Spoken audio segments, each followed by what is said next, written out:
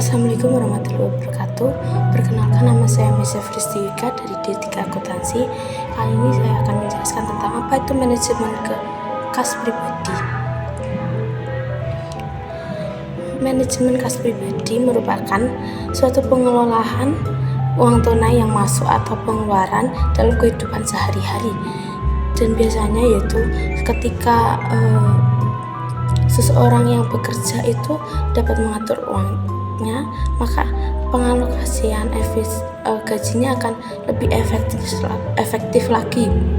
Apabila seseorang itu tidak memanage keuangannya, maka gaji seberapapun itu akan habis. Meskipun itu gaji 10 juta, kalau tidak memanage uang dengan baik, maka uang itu akan habis dengan cepat. Maka bukan tentang masalah gaji, tapi tentang juga manage uangnya agar tertata rapi dan jelas pengeluaran dan pemasukannya.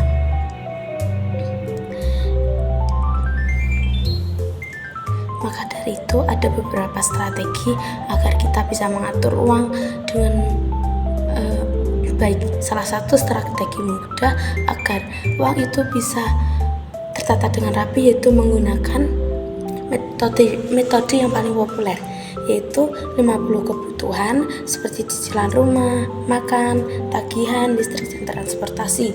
Yang kedua itu 30% itu keinginan, yaitu biasanya hiburan, kopi, kekinian, hobi, dan self worth.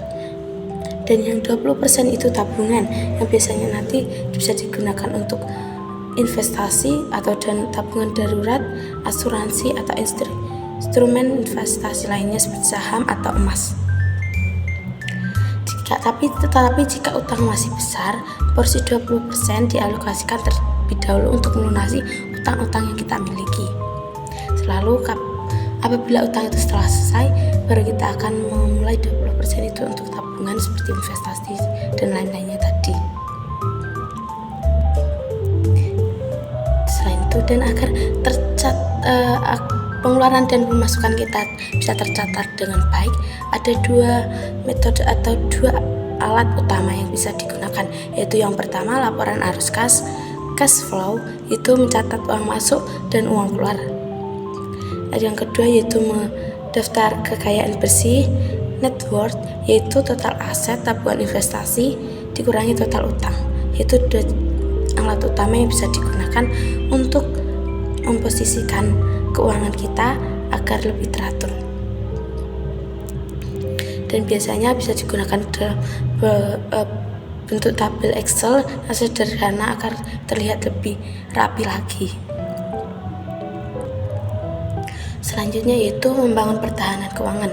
Manajemen kas yang sehat sudah dimiliki sabuk pengaman.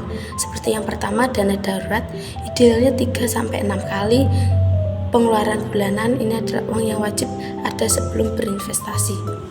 Jadi setiap kita pasti ada sesuatu hal yang tidak terduga, jadi kita butuh dana darurat agar kita tidak kebingungan mencari uang nantinya gimana untuk membayar dana darurat tersebut. Jadi sebelum itu kita harus menyisihkan dulu untuk dana darurat. Selanjutnya ada manajemen utang, yaitu membedakan utang produktif dan utang konsumtif, yaitu untuk gaya hidup.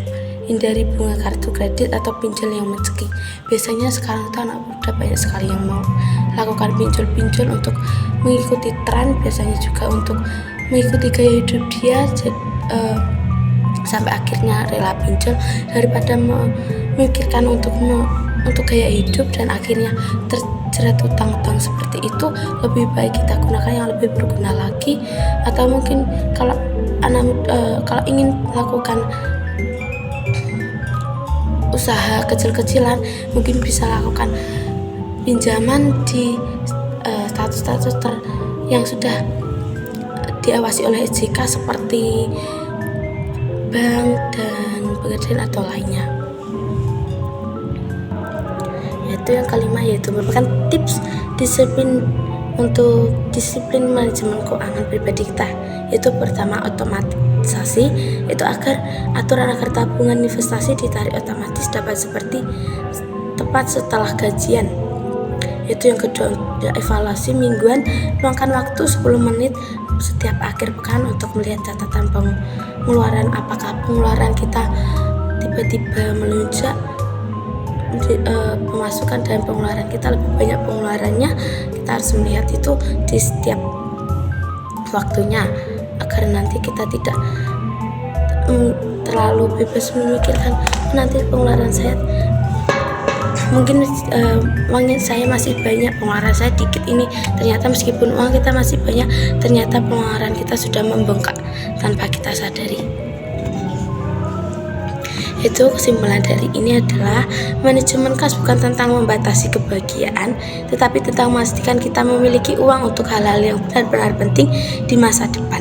Jadi teman-teman, jadi kita untuk bisa manage kas kita agar kita bisa memiliki tabungan di masa depan, dan nantinya kita tidak akan kesusahan dalam setiap masalah yang kita miliki. Kita akan memiliki dana darurat, dana pribadi kita yang bisa digunakan nantinya. Dan selain itu, sekarang ini meskipun kita memiliki uang 1 juta, tetapi kita membeli barang tidak seperti yang zaman-zaman dahulu yang 1 juta bisa membeli beberapa barang-barang seperti mungkin tanah gitu. Kalau dulu 1 juta bisa membeli tanah dan lain-lainnya, tapi sekarang ini tidak. 1 juta hanya bisa sampai 1 minggu. Kalau dulu 1 juta mungkin bisa sampai 2 bulan, 3 bulan, ini sampai 1 minggu setengah bulan saja, karena bahan-bahan pokok lainnya dan lainnya itu naik terus. Jadi kita harus mempersiapkan itu dari sekarang, jangan sampai kita terlalu berfoya-foya, terlalu bersenang-senang sampai lupakan masa depan kita. Terus teman-teman, mohon sekian, terima kasih presentasi dari saya. Apabila ada kurang lebihnya mohon dimaafkan. Terima kasih. Assalamualaikum warahmatullahi wabarakatuh.